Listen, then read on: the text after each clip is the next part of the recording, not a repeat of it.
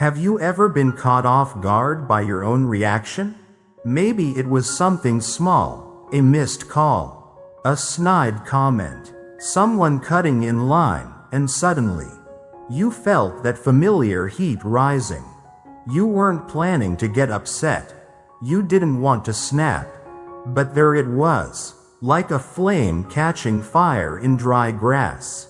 Why do such little things carry so much weight? And more importantly, how do we take back control? This video is a journey into the quiet, resilient power of Stoicism, not the dry, ancient kind you might expect, but a living practice for today. A practice for you, right now. You'll discover 12 timeless insights that help you stay centered, even when life throws chaos your way. So if you've ever asked, why do I get so angry, and how do I stop? Keep reading. This might just be the answer you've been looking for. Let's begin. Number 1. The art of flowing with life. How many times have you felt like life was dragging you through chaos? One wave after another, like you were caught in a storm you didn't ask for, delays, disappointments, missed expectations, and there you were, clenched up, trying to fight the tide. Have you ever asked yourself, what if I stopped resisting? There's something deeply powerful about choosing to flow with life instead of fighting it. Imagine a leaf drifting along a river. The current pushes it this way and that, but the leaf doesn't struggle. It moves. It adapts. Now, imagine if we could live the same way. Stoic wisdom teaches us that true peace doesn't come from controlling every detail. It comes from letting go of the illusion that we can. A friend of mine, Paul, once planned every vacation down to the minute. Every restaurant, every view, every moment was scheduled. But of course, life doesn't care much for our plans. On one particular trip, everything went wrong. A traffic jam, a restaurant closed, and rain during the sunset he longed to see. Furious, Paul cursed the weather, the traffic, and everything in between. That was the trip he remembered, not for its beauty, but for his anger. But months later, something changed. Paul decided to try again, this time, without the tight grip of expectations. He let things unfold. And what happened? He discovered a hidden beach, tasted foods he hadn't planned for, and found joy in the rain from a cabin porch. That trip stayed with him for a different reason, because he flowed. Marcus Aurelius, the Stoic emperor, once wrote, "Accept the things to which fate binds you and love the people with whom fate brings you together. But do so with all your heart." He ruled over a vast empire.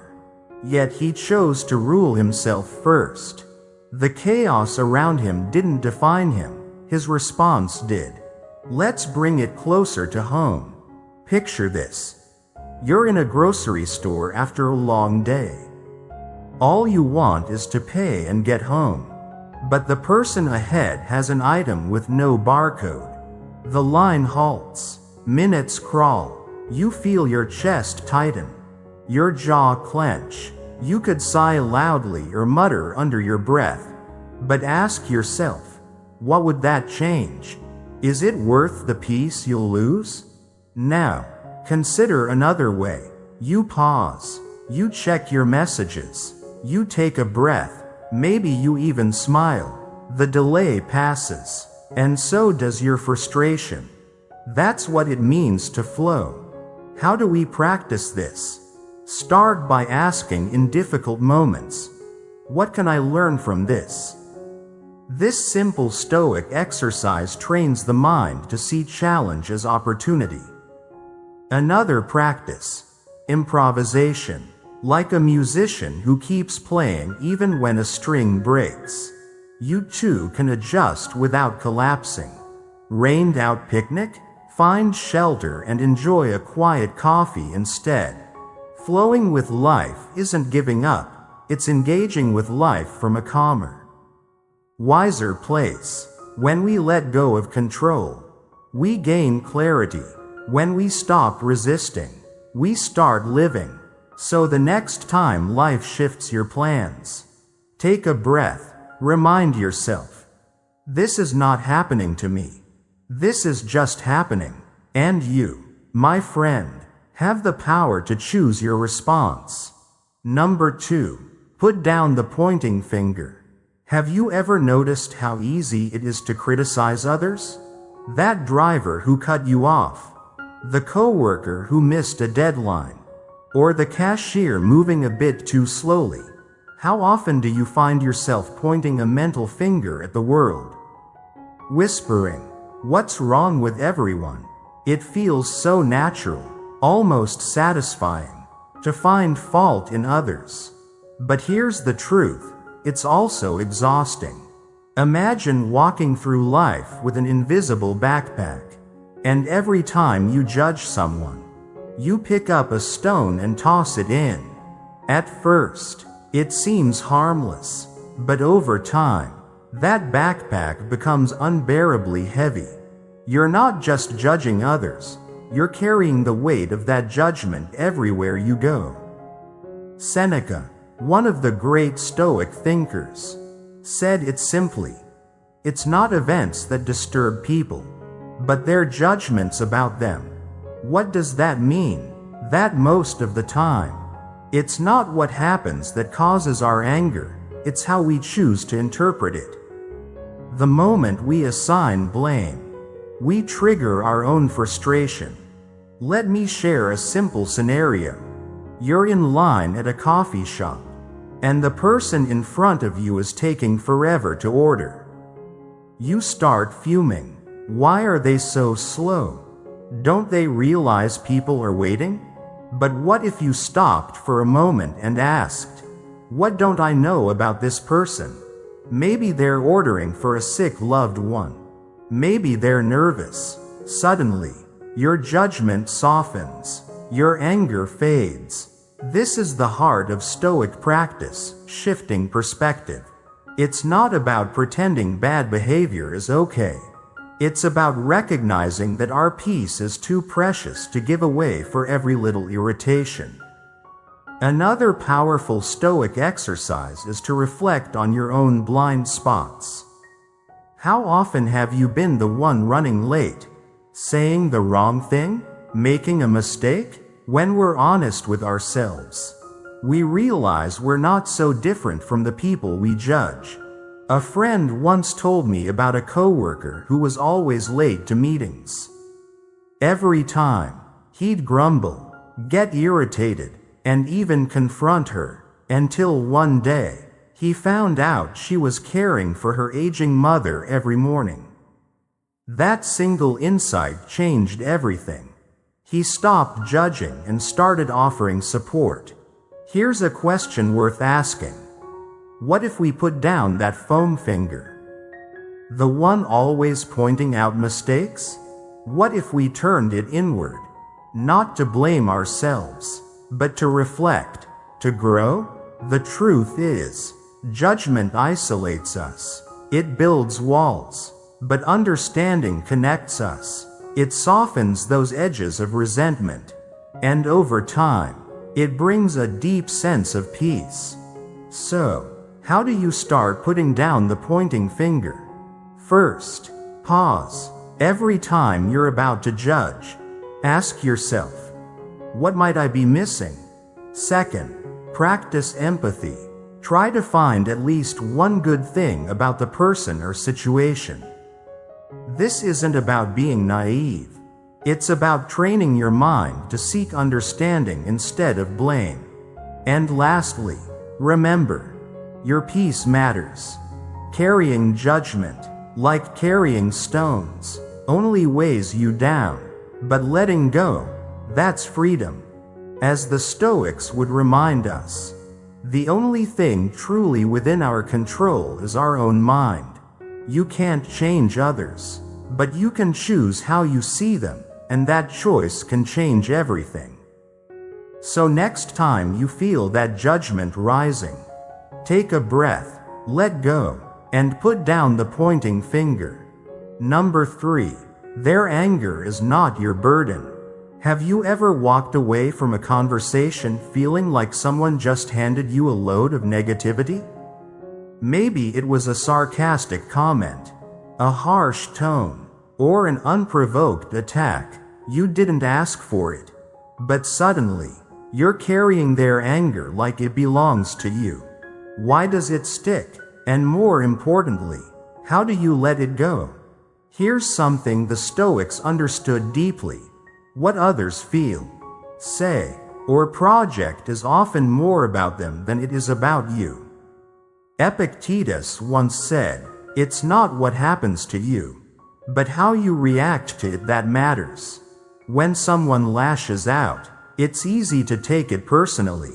But most of the time, their behavior is just a reflection of their own unresolved inner world.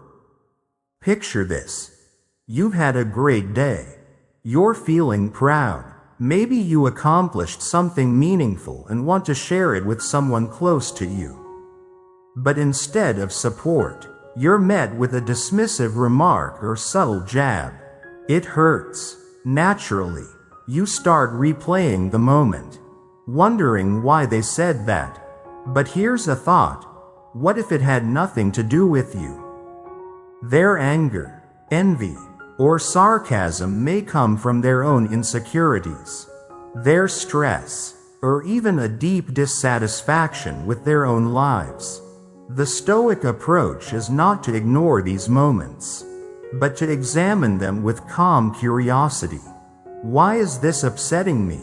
Is their reaction really mine to carry? One simple yet powerful Stoic exercise is detachment. When faced with someone's aggression or negativity, mentally take a step back. Imagine their words as a package they're trying to hand you. You have a choice. Accept it, or let it fall. Ask yourself, is this mine, or theirs? This shift alone can protect your inner peace. There's also wisdom in recognizing patterns. If someone frequently speaks from a place of pain, it becomes clear they're battling something internally. And if you absorb their emotions, you're letting them win twice.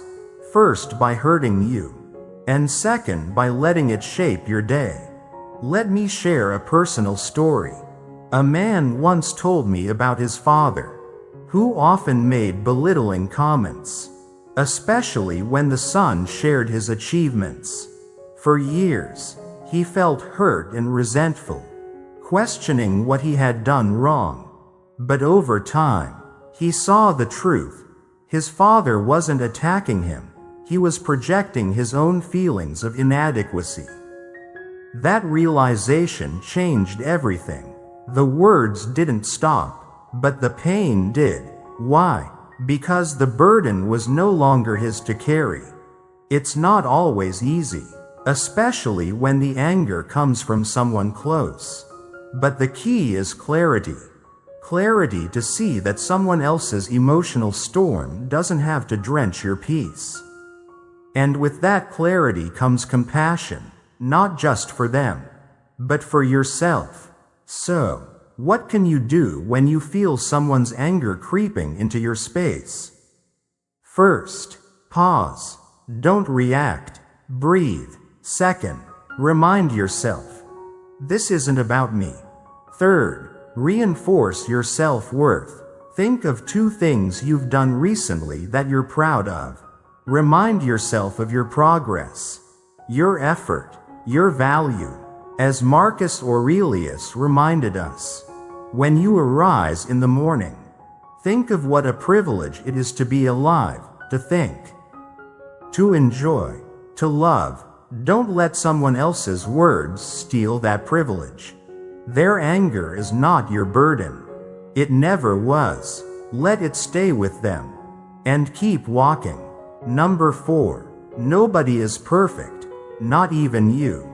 Have you ever found yourself frustrated because something didn't go exactly the way you planned? Maybe it was a minor mistake at work, a comment you regret saying, or even a day off that didn't feel as relaxing as it should have. You look around, expecting everything and everyone to be just right. But what happens when they're not? What happens when you're not? This is where the Stoic truth quietly steps in. Perfection doesn't exist. And the relentless chase for it only brings exhaustion, resentment, and disappointment. The idea that everything must unfold flawlessly is a burden we place on ourselves and others that no one can truly carry. There's a story that illustrates this beautifully. A young potter, eager to match the flawless creations of his master, would mold vase after vase with care.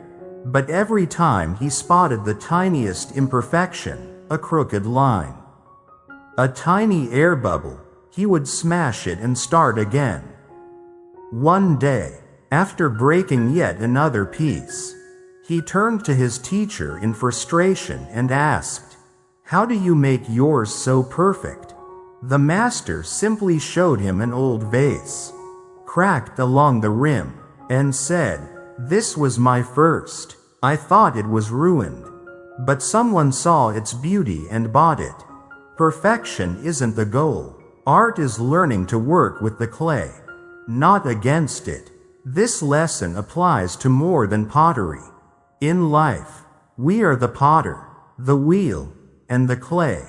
The cracks and blemishes are not signs of failure, but signs of humanity. The Stoics, especially Epictetus, emphasized this. Don't seek for events to happen as you wish. He wrote, "Wish for them to happen as they do, and your life will flow smoothly." Accepting imperfection is not giving up, it's embracing reality.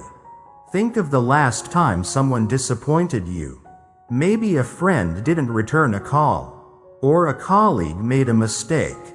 Did you immediately get angry or feel let down? It's natural, but ask yourself, did they truly intend harm, or were they simply being human? Now, think of yourself. How often have you held yourself to an impossible standard? Judged yourself harshly for being tired, slow, or less than perfect? Here's a powerful Stoic exercise. The next time you notice a mistake in yourself, instead of criticizing, pause and say, "This is part of being human. What can I learn from it?" That shift in thought opens space for growth rather than guilt. Salvador Dali once said, "Have no fear of perfection, you'll never reach it." Even a genius in art recognized the futility in chasing something that isn't real. And yet, in our hyper-connected, high-pressure world, we often forget that. Modern life bombards us with curated images and flawless moments. But behind every perfect picture is a messy, complex reality. Real peace comes not from everything being in place, but from accepting what is. So next time your coffee order is wrong, or your carefully planned day unravels, ask yourself, how much does this really matter? Will it still bother me tomorrow? A missed detail or imperfection isn't a disaster. It's life. The Stoics didn't aim to control the world. They aimed to control their response to it. And in doing so, they found resilience. So can we. Let's remind ourselves gently. Nobody's perfect, not our friends, not our family, not even ourselves. And that's okay. That's where the learning is. That's where the peace begins. Number 5. Own your emotions. You come home after a long, draining day. You're tired. All you want is a few moments of quiet. A little peace. But the TV is loud. Someone's clanging dishes in the kitchen. And a door slams shut down the hall. You feel the tension rising in your chest. The irritation grows. Why can't they be more considerate, you think? And before you know it, anger takes over. But here's the question. Was it really their noise that caused your anger? Or was it something deeper you'd already been carrying? This is where the Stoic insight comes into play. Your emotions are yours. They arise not from the world, but from how you choose to interpret it. Marcus Aurelius, the philosopher-emperor, wrote, "The happiness of your life depends upon the quality of your thoughts." In that sentence lies a quiet revolution. Your peace, your mood, your day, is in your hands. Too often, we blame others for how we feel. He made me angry. She ruined my mood. But no one lives inside your head. No one else is in charge of your reactions. That power belongs to you. And when you forget that, you give it away. Let's look a little closer. What if that anger you feel about the TV or the clanging dishes isn't about the noise at all? What if it's the pressure from work, the financial worry, or that lingering conversation still echoing in your mind? Emotions build slowly, like water in a balloon. And sometimes, the tiniest prick, a sound, a look, a delay, causes the burst. A powerful Stoic exercise is self-inquiry. The next time you feel overwhelmed, pause and ask yourself, what am I really feeling right now? Not what triggered you, but what's beneath the surface. Stress? Fear? Guilt? Naming it is the first step to owning it. Then comes the hardest part, responsibility. It's tempting to say, they made me feel this way.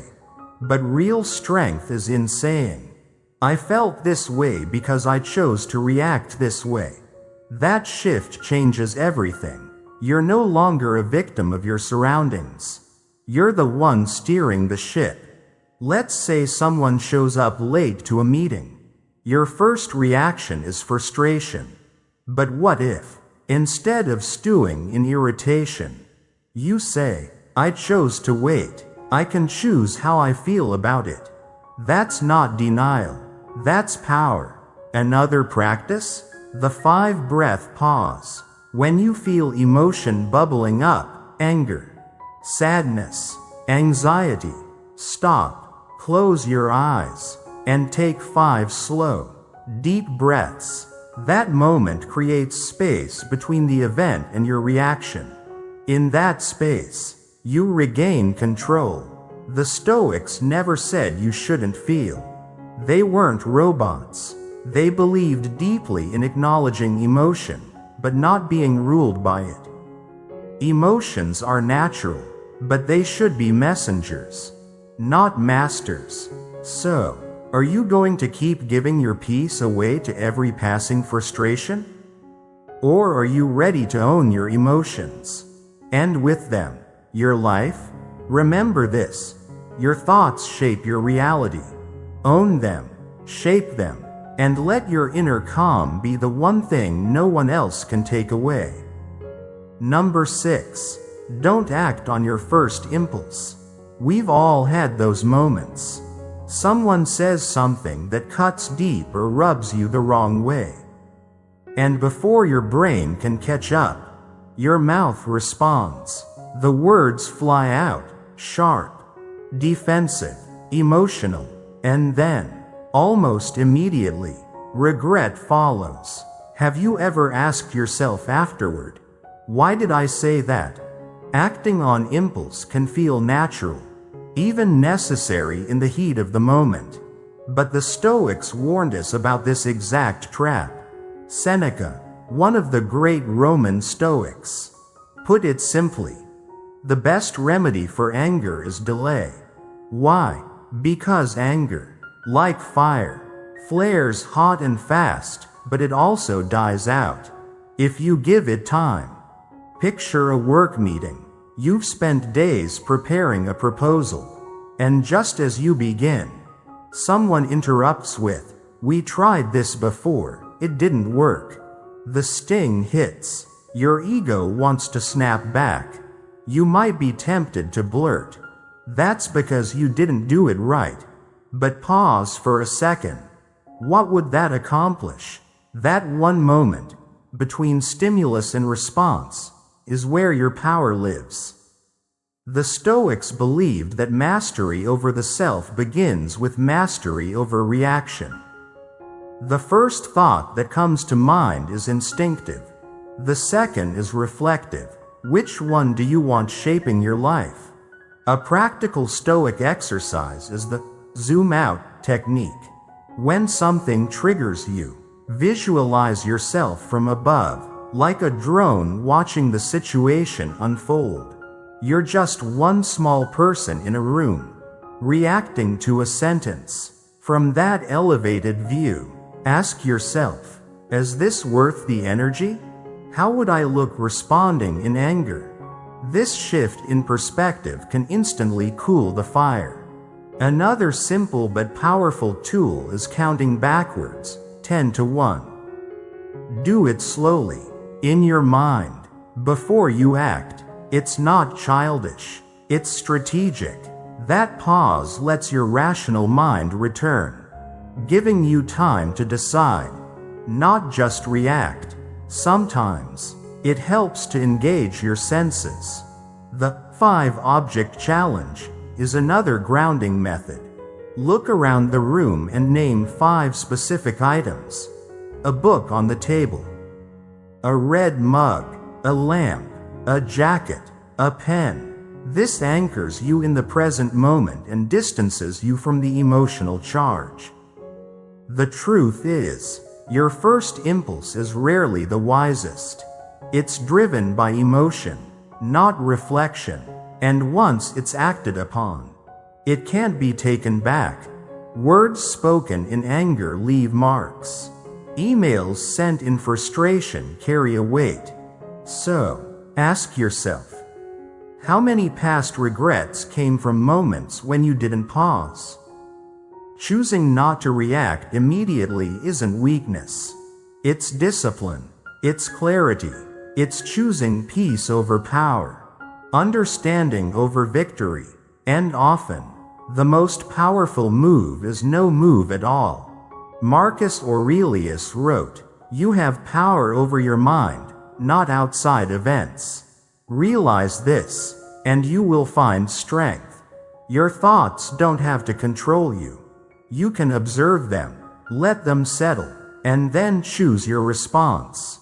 So, the next time anger stirs, pause, breathe, step back. You'll be surprised at how much calmer the world becomes when you stop letting your first impulse drive the wheel. Number 7. Forgive, even when it hurts. Forgiveness. It sounds simple when it's just a word, but when you've been hurt, deeply, unfairly, perhaps repeatedly, it feels anything but easy. The truth is, forgiveness can feel like surrender, like letting someone off the hook, like saying, "What you did was okay." But that's not what forgiveness truly is. It's not about the other person. It's about freeing yourself. Imagine carrying a sack filled with hot embers. Every time someone hurts you, an insult, a betrayal, a disappointment, you pick up another ember and toss it into the sack. Over time, it gets heavy. The embers begin to burn through the fabric. And slowly, without even noticing, they start burning you, not the person who hurt you. You. There's a story of a woman who did just that. She held on to every offense like it was a trophy. She believed that holding on meant staying strong, that if she forgave, it meant she lost. But years later, she realized something powerful. Her pain didn't come from what people did. it came from the resentment she carried. And when she finally let go, she wasn't giving in, she was reclaiming her peace. The Stoics had a clear view on this. Marcus Aurelius wrote, "The best revenge is to not be like the one who hurt you." Think about that. Choosing to forgive doesn't excuse the action. It simply says, I won't let your actions define my emotions or my life. So, how do you forgive when the wound still aches? First, acknowledge the pain. Forgiveness isn't about pretending it didn't hurt. It's about saying, yes, that was painful, but I won't carry it anymore. This shift turns pain into purpose. A useful Stoic practice is to write it out. Take a moment, put your anger and disappointment on paper. Every raw, honest word, then destroy it, burn it, tear it up, throw it away. It's not about erasing the memory. It's about releasing its power over you. Second, use this mantra. This doesn't define my peace. Say it when the memory resurfaces. Whisper it when the resentment flares up. Over time, this simple line can become a shield against emotional reactivity. Forgiveness, at its core, is about understanding that your emotional freedom is too precious to be chained to someone else's mistake. Holding on might feel justified, but it also means staying stuck in the past. There will be people who never apologize, people who may never change. But you, my friend, don't need their permission to move forward. You can decide, today, to stop picking up those embers. This doesn't mean you have to forget, or trust again immediately. It means you refuse to let their actions steal another day of your peace. So ask yourself, gently, what pain am I still carrying that no longer serves me? Who am I still angry at? And is that anger healing me or hurting me? When you choose to forgive, even when it hurts, you take back control, you lighten the load, and you begin to walk through life not as a prisoner of the past, but as someone who's learned, grown, and moved on. Forgiveness isn't weakness, it's strength, and it might just be the key to your peace. Number 8. Find the silver lining. We all face setbacks. A canceled trip, a failed opportunity, a conversation that didn't go as planned. And in the moment, it's easy to get stuck in frustration, to feel like the universe has conspired against us. But what if these moments, the very ones we label as problems, are actually carrying something valuable beneath the surface? Stoic wisdom invites us to look deeper. As Epictetus said, circumstances don't make the man, they only reveal him. This is where the art of finding the silver lining begins, not by denying difficulty, but by discovering strength within it. Think about how diamonds are formed under intense pressure. Without it, there would be no sparkle, no brilliance. Similarly, our growth often emerges through struggle. Pain is not pleasant, but it has the power to shape us into something stronger, more compassionate, and more aware. Let's consider a real-life example. You've planned a long-awaited vacation. Every detail is perfect, but the day before your flight, the weather turns, and everything is canceled. It feels unfair. You're disappointed, maybe even angry. But what if you used that sudden free time to rest, to reflect, to spend unexpected moments with someone you care about? You may find, in hindsight, that the day offered a different kind of value. One helpful Stoic exercise in moments like these is called reframing. Ask yourself, what is this teaching me? How can I grow from this? When you learn to reframe a negative situation, you take control of your story instead of being controlled by it. In the film Silver Linings Playbook, the main characters are struggling mentally, emotionally, personally. At first, their lives seem to be falling apart, but in their pain, they connect, they learn, adapt, and discover joy in unexpected ways. Their silver lining wasn't a magical solution. It was growth born from difficulty. Humor can also be a quiet form of resilience. When things go wrong, can you laugh at the absurdity? Can you smile through the mess? As Victor Coopers said, a sense of humor is an enormous virtue that's very underrated. It helps lighten the emotional load and reminds us that even chaos can have its charm. Another practical tool is the 2 positives method. Whenever something goes wrong, force yourself to find at least 2 good things about the situation. Delayed in traffic?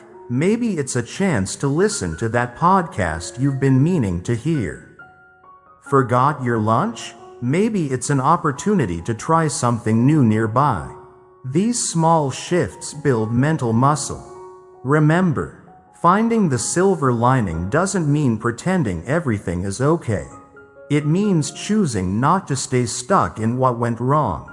It means accepting what is and asking, what good can I find here? No matter how small, when you train your mind to see possibilities in pain, your perspective changes. You become more flexible, more grounded, and more at peace, even when life doesn't go your way. So next time you find yourself in an unexpected situation, pause, breathe, and look for the light behind the clouds. Chances are, there's more there than you think. Number 9. Lower your expectations. Lower your expectations. Raise your peace. We all have expectations. Of others. Of ourselves. Of life. We expect people to show up on time, respond kindly, follow through. We expect plans to go smoothly, the weather to cooperate, and everything to unfold just as we imagined. But what happens when reality doesn't meet our carefully crafted vision? Disappointment, frustration, sometimes even anger. Here's a quiet truth the Stoics understood well. Expectations are often the root of suffering. Not because it's wrong to hope for good things, but because clinging to specific outcomes sets us up for emotional turmoil. Marcus Aurelius wrote, "Today I shall meet people who are meddling, ungrateful, arrogant, dishonest, jealous, and surly. They're like this because they cannot tell good from evil." In saying this, he was preparing himself, not for the worst, but for reality. Think about it. Have you ever looked forward to a meal all day, your favorite pizza? Just the way you like it, only to open the box and find it cold or wrong?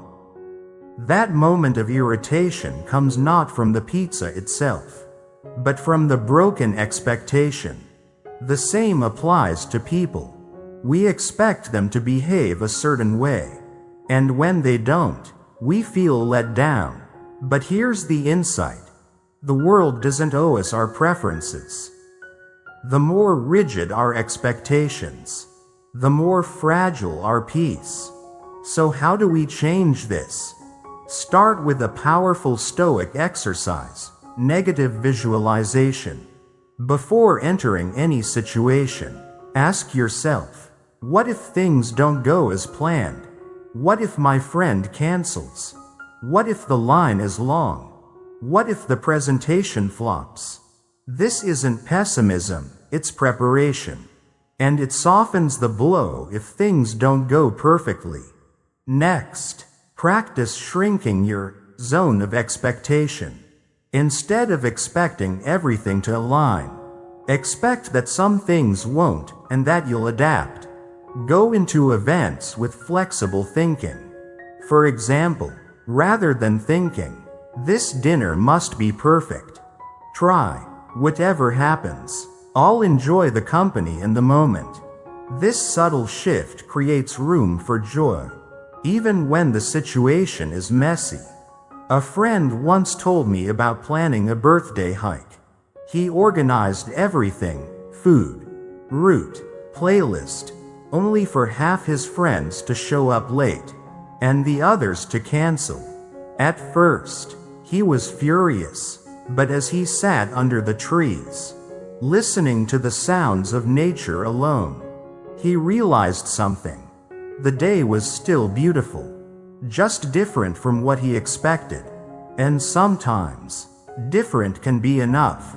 A helpful question to ask yourself in disappointing moments is, will this matter tomorrow? Next week?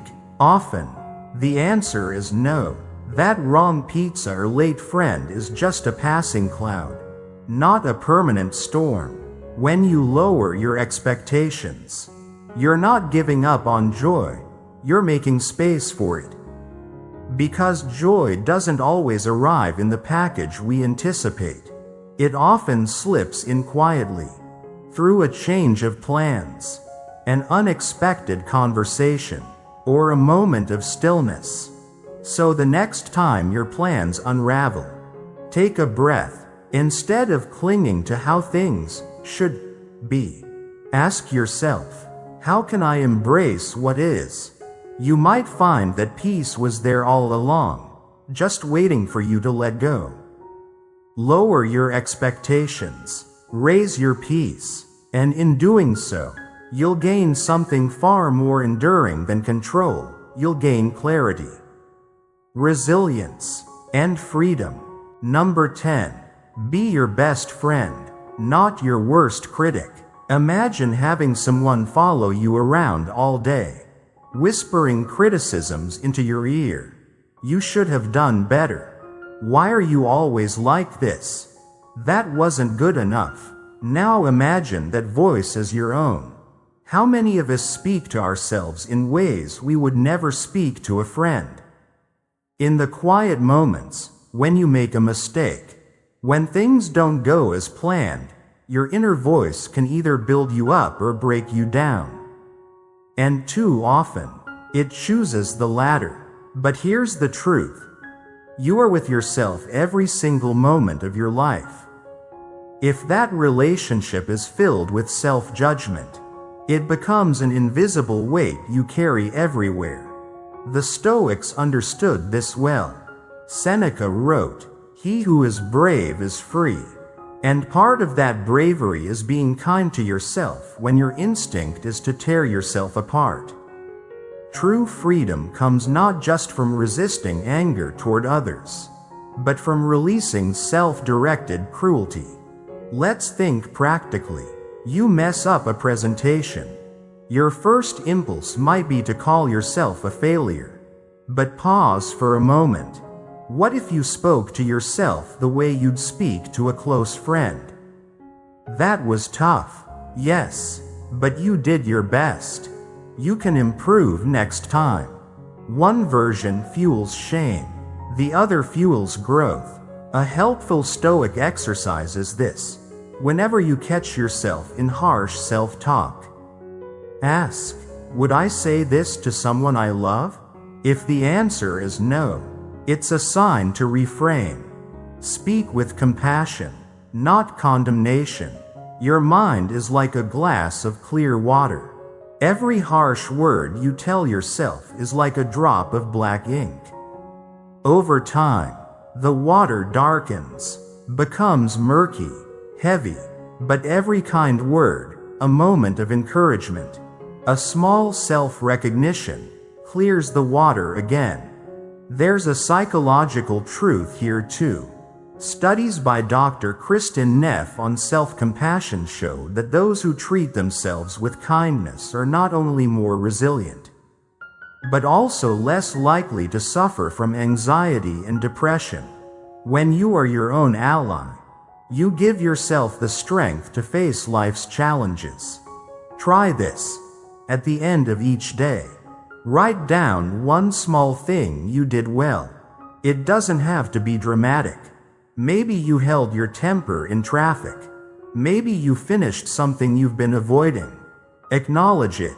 Celebrate it. These are your quiet victories. You can also post a simple note on your desk or mirror. I am doing my best. And that is enough today. Let this be your reminder that progress, not perfection, is the goal. Think of Marcus Aurelius. Do you imagine he berated himself after a long, difficult day ruling an empire? Or did he reflect with humility, adjust, and move forward? The Stoic path is not about being flawless. It's about being intentional, aware, and forgiving, starting with ourselves. So ask yourself, if you're not going to be your own friend, who will? You spend more time with yourself than anyone else in this world. Isn't it time you became someone you could lean on? Be your best friend. Speak gently. Encourage progress. Let kindness guide your inner voice. Because when you do, peace won't just visit occasionally, it will live within you. Number 11. Practice gratitude, even when it's hard. When was the last time you paused? Not for anything urgent or impressive, but simply to notice something good. Not a big promotion or life-changing moment. Just a warm coffee, a quiet morning, or the simple fact that you're alive. In our fast-paced world, gratitude often gets lost in the noise. But the Stoics believed it was one of the most powerful tools for peace. Marcus Aurelius once wrote, "When you arise in the morning, think of what a privilege it is to be alive, to think, to enjoy, to love." That wasn't just poetic reflection. It was a daily practice. Gratitude, to the Stoics, wasn't a passive feeling. It was a disciplined focus on what remains, even when much seems lost. Modern research backs this up. Psychologist Robert Emmons found that consistent gratitude practice improves not only emotional resilience, but also physical health. Grateful people sleep better, feel more connected, and handle adversity with more grace. Why? Because when we shift our attention from what's missing to what's present, our entire perspective changes. But let's be honest, some days, gratitude is hard. You come home drained from work. You forgot to grab dinner. And the house is a mess. It's easier to focus on what went wrong than to notice what's still right. But this is exactly when gratitude matters most. A simple Stoic exercise is this: when something small goes well, pause and silently say, "Thank you. Thank you for the hot water in the shower. Thank you for the friend who checked in. Thank you for the moment of peace between the chaos." These aren't grand gestures. They are quiet acknowledgments that life still holds goodness, even on difficult days. Another practice: each night before bed, write down 3 things you're grateful for. They don't have to be profound. In fact, the smaller, the better. The sound of rain, a kind smile, a completed task. Over time, this practice rewires your attention. Instead of scanning for what's lacking, your mind begins to seek what's beautiful. However subtle, gratitude doesn't mean denying hardship. It means refusing to let hardship be the whole story. Let's take a simple example. You're stuck in traffic. Again, the irritation builds. But then, you notice the sunlight through the trees, or a song you love comes on the radio. You still arrive late, but you arrive with a lighter heart. That is the quiet magic of gratitude. It doesn't remove problems. but it transforms how you carry them.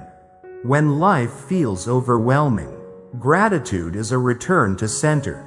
It reminds you that not everything is broken, that there is still breath, still beauty, still something to hold on to. So, ask yourself, what can I appreciate right now?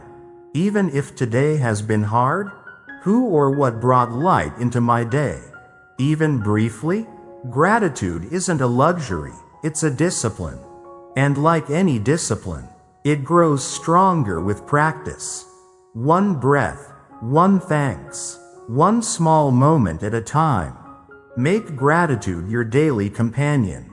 Let it soften your edges, ground your thoughts, and bring peace into your present. Because when you practice gratitude, especially when it's hard, you begin to see that joy was never far away. It was simply waiting to be noticed. Number 12. Make calm your superpower. In a world that often seems fueled by urgency, noise, and emotional chaos, staying calm can feel like an impossible goal. But what if calm wasn't just something nice to have when things are easy? What if it was a skill, a strength, you could cultivate and rely on? Especially when life becomes overwhelming. The Stoics believed that calm is not the absence of storms, but the ability to remain grounded while they rage around you. Epictetus once said, "The one who is calm and strong holds the power." Think about that for a moment. Not the loudest person, not the one who reacts first, but the one who remains centered, steady, and clear. Modern life presents countless triggers. A delayed flight, a rude message, a disagreement on social media. Each one is a chance to lose your temper, or a chance to grow your power. The question is, which do you choose? Let's imagine a familiar moment. You receive a passive-aggressive text. Nice to know you finally had time to reply. Your first instinct? Maybe it's to fire back, defend yourself, or throw the same tone right back. But take a pause. What would happen if, instead, you responded calmly? "Sorry for the delay. Hope you're doing okay." That's not weakness. That's mastery. The fire dies out before it begins. Stoic practice offers several tools to build this inner strength. First, master your breath. It sounds simple, but it works. When frustration rises, take 3 deep, slow breaths before speaking or acting. This momentary pause can reset your nervous system and allow space for reflection. Think of it as your invisible shield, the space between trigger and response where your strength is born. Second, take a mental step back. Visualize the scene from above, as if you were observing yourself from a distance. Ask, how do I want to remember this moment? Will this matter a week from now? That wider perspective creates clarity and softens reactivity. Third, slow down your speech. When emotions run high, people tend to speak faster, louder, sharper. By consciously slowing your tone and pace, you send a signal to yourself and others that you are not being ruled by emotion. Calm becomes contagious. Calm isn't resignation. It doesn't mean you stop caring or go silent when something matters. It means you respond with clarity, not chaos. It's power under control, and in that stillness, you find the space to think, to choose, to lead. Think of someone in your life who radiates calm. Do they seem weak or wise? Do they shrink in conflict or hold presence? Calm people often hold the deepest influence because they don't add to the noise. They anchor themselves, and sometimes others, in the middle of it. So, how can you make calm your superpower? Practice it every day, in small annoyances, in difficult conversations, in silence. Let it become your baseline, your inner home, no matter what happens around you. Because in a world that pulls you in every direction, being calm is not passive, it's a courageous act of self-command. And when you master calm, you don't just avoid anger, you create space for peace, wisdom, and clarity to grow. Let others be swept away by every storm. You stay rooted. Let calm be your quiet strength, your steady compass, your greatest superpower. You came here looking for ways to manage your anger. But what if the deeper question is, who are you beneath that anger? Thank you for joining Stoic Timeless Lessons. If you found this video helpful, be sure to check out one of the suggested videos on the screen. Stay strong and continue on the path to wisdom and happiness. It will give us the strength and clarity we need to live more intentionally.